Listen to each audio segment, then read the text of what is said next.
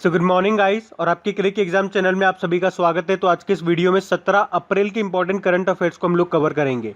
तो हमारा पहला प्रश्न क्या है, हाल ही में उत्तर प्रदेश के नए मुख्य न्यायाधीश कौन बन गए हैं? तो आंसर होगा संजय यादव। एक्चुअली में अभी तक उत्तर प्रदेश हाईकोर्ट के जो चीफ जस्टिस थे वो थे गोविंद माथुर, जो अभी 13 अप्रैल को रिटायर्ड हो गए हैं। तो अब प्रेसिडेंट रामनाथ कोविंद जी ने जस्टिस संजय यादव का इलाहाबाद हाईकोर्ट का नया चीफ जस्टिस अपॉइंट किया है, तो इनका नाम याद रखना। बाकी संजय करोल ये बिहार के चीफ जस्टिस बने, संजीव बनर्जी ये तमिलनाडु हाईकोर्ट के चीफ जस्टिस बने थे, और जे.के. माहेश्वरी ये कहाँ के बने थे? सिक्किम हाईकोर्ट के नए चीफ जस्टिस बने थे। बढ़ते आगे। फिर है, हाल ही में जारी इंक्लूसिव इंटरनेट इंडेक्स 2021 में भारत किस स्थान पे रहा? तो आंसर होगा 49 नंबर पे रहा। तो अभी इकोनॉमिस्ट इंटेलिजेंस यूनिट ने फेसबुक के साथ मिलकर के इंक्लूसिव इंटरनेट इंडेक्स 2021 को रिलीज किया है, जिसमें भारत 49 नंबर पे है।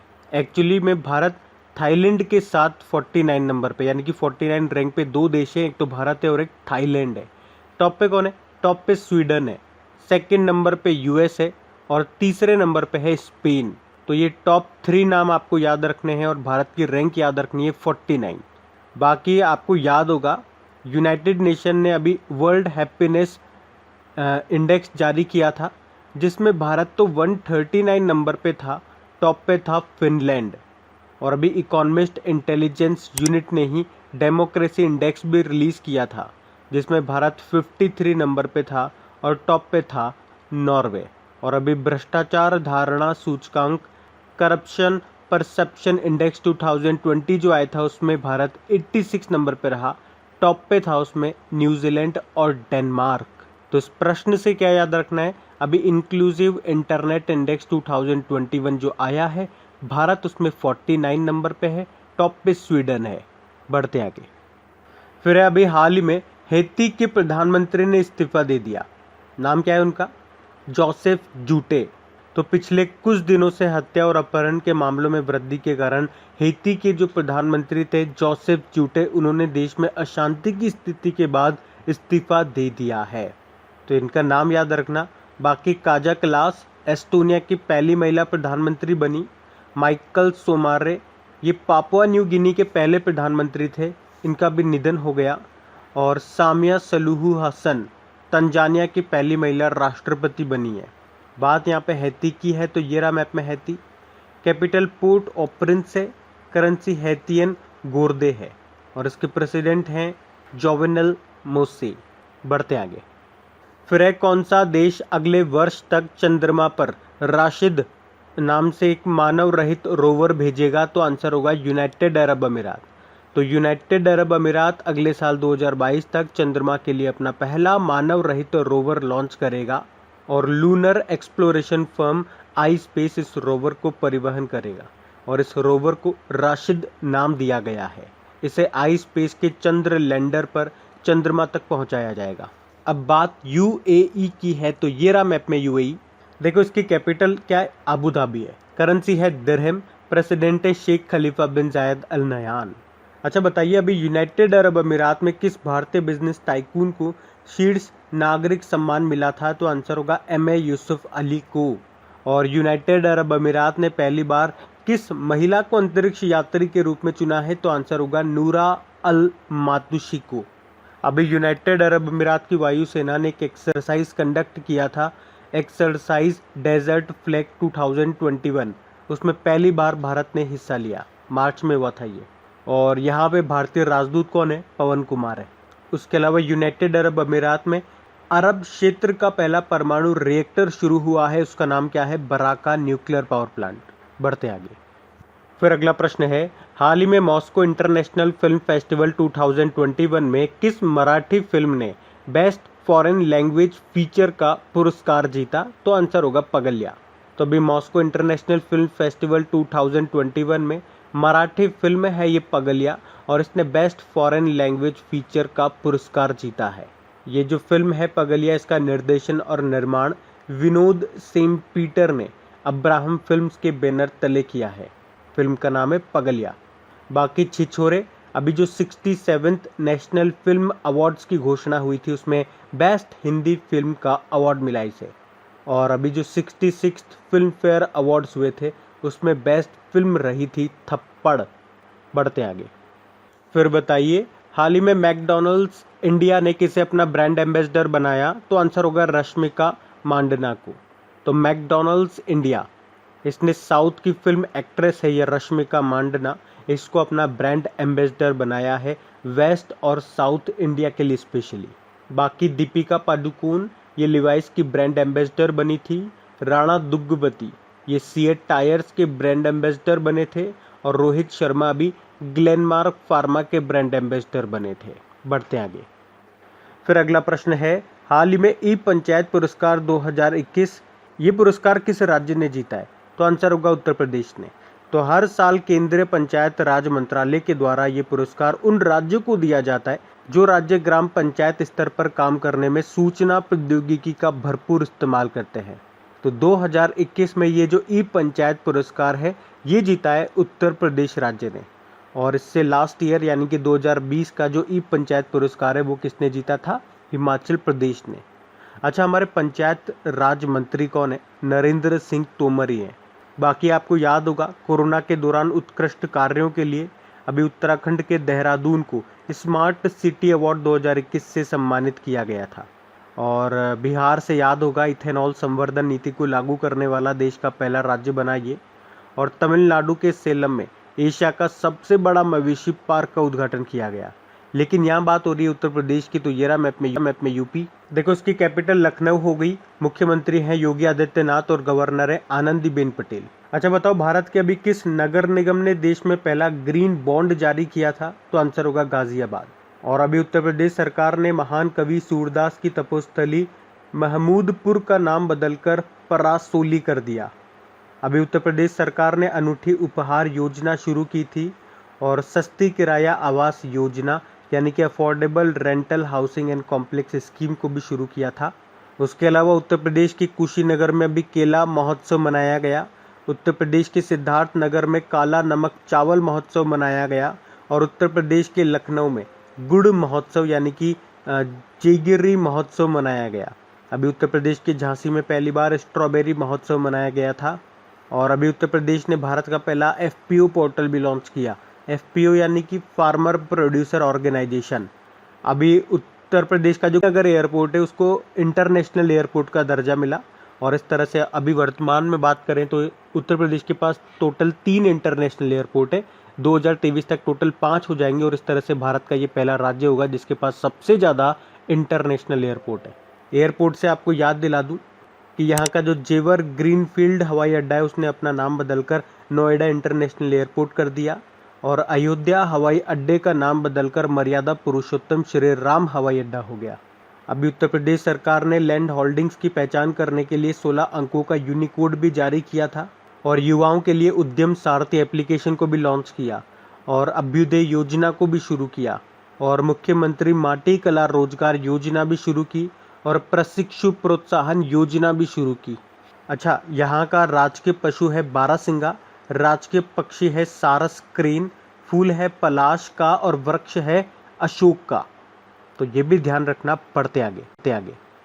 अच्छा, अगला प्रश्न देखिए, अभी कौन सा देश अपने क्षतिग्रस्त फुकुशिमा परमाणु संयंत्र यानी कि फुकुशिमा न्यूक्लियर पावर प्लांट से 10 लाख टन से ज़्यादा विषाक्त जल को समुद्र में छोड़ेगा?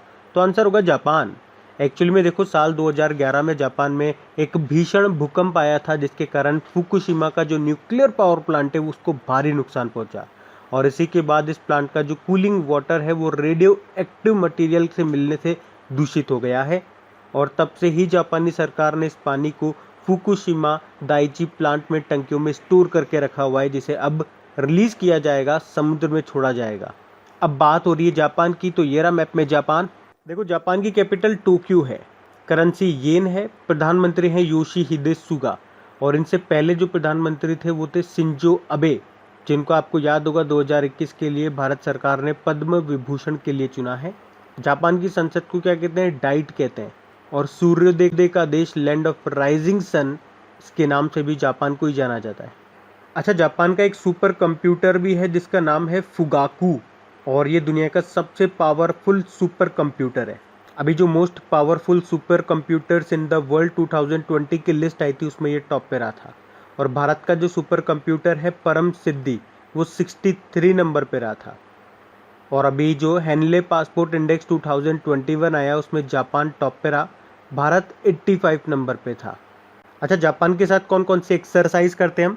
धर्मा गार्जियंस करते हैं, जिमैक्स करते हैं, सिन्यू मैत्री हम करते हैं, सहयोग काजिन भी हम करते हैं जापान के साथ। और जो जापान है इसने कहा कि वो 2023 तक लकड़ी के बने दुनिया के पहले उपग्रह यानी कि सैटेलाइट को विकसित करेगा। और 5 आइज नेटवर्क के छठे सदस्य के रूप में शामिल होगा जापान। अभी जापान ने ही अकेलेपन के लिए पहले मंत्री को नियुक्त किया जिनका नाम है हेटसुशी सकामोटो। बढ़ते आगे। फिर बताइए, हाल ही में फ्लिपकार्ट ने भारत में सबसे बड़े गोदामों का निर्माण करने के लिए किसके साथ समझौता किया? तो आंसर होगा अडानी। तो अडानी पोर्ट्स की लॉजिस्टिक्स लिमिटेड और ई कॉमर्स कंपनी जो फ्लिपकार्ट है उनके बीच में एक डील हुई है जिसके तहत अडानी लॉजिस्टिक मुंबई में अपने आगामी लॉजिस्टिक हब में करीब 5.34 लाख वर्ग फुट वाला गोदाम बनाएगी। और इस गोदाम को पश्चिमी भारत में ई कॉमर्स सेवाएं देने के लिए फ्लिपकार्ट को लीज पर दिया जाएगा। और ये आधुनिक सुविधाओं से लैस होगा जिसमें बिक्री के लिए उपलब्ध करीब 1 करोड़ यूनिट रखने की क्षमता होगी। इससे हजारों विक्रेताओं और एमएसएमई को फायदा होगा। फ्लिपकार्ट की देखो स्थापना हुई थी 2007 में। इसके फाउंडर थे सचिन बंसल और बिन्नी बंसल। हेडक्वार्टर इसका बेंगलुरु में है। वैसे अभी इसको खरीद लिया वॉलमार्ट ने। और इसके वर्तमान में सीईओ हैं कल्याण कृष्ण मूर्ति। बढ़ते आगे। फिर बताइए, अभी हाल ही में किस राज्य सरकार ने जल अकादमी शुरू करने की घोषणा की है? तो आंसर होगा उड़ीसा। तो उड़ीसा सरकार ने भुवनेश्वर में उत्कृष्टता केंद्र उड़ीसा जल अकादमी स्थापित करने की घोषणा की है। तो इस अकादमी में जल और अपशिष्ट जल के उपयोग के बारे में ट्रेनिंग दी जाएगी, प्रशिक्षण दिया जाएगा। और ये अपनी तरह की पहली अकेडमी होगी जिसका मुख्य उद्देश्य है जल क्षेत्र में गुणवत्ता और सेवा स्तर को बढ़ाना ताकि ग्राहकों की संतुष्टि और बेहतर स्वास्थ्य व पर्यावरण परिणाम मिल सके। अच्छा, अभी सस्ती किराया आवास योजना को शुरू करेगी कौन? उत्तर प्रदेश की सरकार। और अभी महाराष्ट्र की सरकार ने महासमृद्धि महिला सशक्तिकरण योजना को शुरू किया था। और कौशल्या मातृत्व योजना को शुरू किया था छत्तीसगढ़ सरकार ने। अब बात यहाँ पे उड़ीसा की है। तो ये रहा मैप में उड़ीसा। देखो, उड़ीसा की कैपिटल भुवनेश्वर है। मुख्यमंत्री हो गए नवीन पटनायक और गवर्नर कौन है? गणेशी लाल है। और यहाँ के चीफ जस्टिस कौन है? एस मुरलीधर। अभी उड़ीसा सरकार ने महेंद्रगिरी को राज्य का दूसरा बायोस्फीयर रिजर्व के रूप में प्रस्तावित किया था। महेंद्रगिरी ये राज्य की दूसरी सबसे ऊंची पर्वत चोटी भी है। और भारत की पहली चेस एकेडमी ये कहाँ पे खोली जाएगी? भुवनेश्वर में। उसके अलावा भुवनेश्वर में ही भारत के पहले विश्व कौशल केंद्र वर्ल्ड स्किल सेंटर का उद्घाटन भी किया गया। और भुवनेश्वर में ही कोविड योद्धा स्मारक भी बनाए जाएंगे। और अभी एम्स भुवनेश्वर ने लगातार तीसरी बार कायाकल्प पुरस्कार भी जीता था। और उड़ीसा के भुवनेश्वर में ही देश का पहला फायर पार्क का उद्घाटन किया गया। और FSSM फेकल स्लज सेप्टेज मैनेजमेंट के लिए ISO सर्टिफिकेट पाने वाला पहला शहर भी बना था भुवनेश्वर। आप जानते हो 2023 में जो मेंस हॉकी वर्ल्ड कप होंगे ये उड़ीसा के भुवनेश्वर और राउरकेला में होंगे। राउरकेला से आपको याद होगा भारत का सबसे बड़ा हॉकी स्टेडियम यहाँ पे राउरकेला में, जिसको नाम दिया गया बिरसा मुंडा स्टेडियम। और यहाँ पे जो आपको मिलेगा ना भितरकनिका नेशनल पार्क, वहाँ पे विश्व का सबसे बड़ा सफ़ेद मगरमच्छ पार्क खोला गया है। वैसे यहाँ पे आपको सतकोशिया टाइगर रिजर्व भी मिलेगा और सिमलीपाल टाइगर रिजर्व भी मिलेगा। अभी जनजातीय हॉस्टल्स के लिए ISO सर्टिफिकेट पाने वाला पहला राज्य भी बना था उड़ीसा। और ये जो है ब्लैक पगोडा टेम्पल जिसको कोणार्क सन टेम्पल भी कहते हैं, ये भी उड़ीसा में है। और longest dam of India Hirakud dam है जो कि महानदी पर है। बाराबत्ती स्टेडियम ये आपको मिलेगा कटक उड़ीसा में, कई बार एग्जाम में आ चुका है। और ये जो आप देख रहे हो भारत की सबसे बड़ी और दुनिया की दूसरी सबसे बड़ी खारे पानी की तटीय झील है जिसको कहते हैं चिल्का लेक। तो ये भी ध्यान रखना। बढ़ते आगे। फिर बताइए, हाल ही में विश्व आवास दिवस ये कब मनाया गया? तो आंसर होगा 16 अप्रैल को। तो सभी लोगों के दैनिक जीवन में आवाज के विशाल महत्व का प्रदर्शन करने के लिए 16 अप्रैल को विश्व स्तर पर वर्ल्ड वॉइस डे के रूप में मनाया जाता है। और इसकी थीम रही वन वर्ल्ड मेनी वॉइसेस। बताइए, हाल ही में आयोजित एशियाई कुश्ती चैंपियनशिप में किस भारतीय ने गोल्ड मेडल जीता? तो आंसर होगा सरिता मोर ने। तो अभी सरिता मोर ने अलमाटी कजाकिस्तान में आयोजित एशियन रेसलिंग चैंपियनशिप में गोल्ड मेडल जीता है। इनके अलावा सीमा और पूजा ने यहीं पे सिल्वर मेडल जीता है। तो अब बात करेंगे कल के वीडियो में पूछे गए प्रश्न के उत्तर की। तो कल के वीडियो में आपसे पूछा था आईसीसी ने किसे मार्च महीने के लिए ICC men's player of the month के रूप में चुना? तो आंसर होगा भुवनेश्वर कुमार को। आप सभी ने प्रश्न का बिल्कुल सही उत्तर दिया है। और गाइज, अगर सेशन अच्छा लगा हो तो प्लीज़ इसे लाइक और शेयर ज़रूर करा करें। आप लोग लाइक शेयर नहीं कर रहे हैं आजकल। प्लीज़, अच्छा लगा है सेशन तो लाइक और शेयर ज़रूर करना अपने दोस्तों के साथ में। और वैसे भी आप तो आपकी इन करंट अफेयर्स का रिवीजन करवाने के लिए मैं इसका ऑडियो भी तैयार कर रहा हूं। तो दिन में 4 से 5 मिनट निकाल करके वो आप ऑडियो सुन लीजिए, ताकि आपका इन करंट अफेयर्स का फिर से रिवीजन हो जाए। क्योंकि आपको पता है चीजों को पढ़ना इंपॉर्टेंट है, लेकिन समय समय पर उनका रिवीजन करना बहुत ज्यादा जरूरी है। रिवीजन नहीं करोगे तो वो सारी चीजें आप भूल जाओगे। तो आप ही के लिए मैं इसका रिवीजन ऑडियो तैयार कर रहा हूं। तो उस ऑडियो का लिंक मैंने नीचे डिस्क्रिप्शन में दे दिया है, वहां जाकर के आप मुझे फॉलो कर लीजिए। और फॉलो करने के बाद में पास में जो बेल आइकन आएगा आप उसे जरूर दबा लेना, ताकि जब भी मैं ऑडियो अपलोड करूं उसका नोटिफिकेशन आपको मिल सके। और एप्लीकेशन अगर अभी तक आपने डाउनलोड नहीं किए तो उसका लिंक भी आपको नीचे मिल जाएगा। वहीं पे आपको क्विज, वीडियो, पीडीएफ सब मिल जाएंगे। तो इस प्रश्न का उत्तर आता है तो कमेंट बॉक्स में जरूर टाइप करिए। चलिए अब मिलते हैं करंट अफेयर्स के रिवीजन वीडियो में। Thank you guys.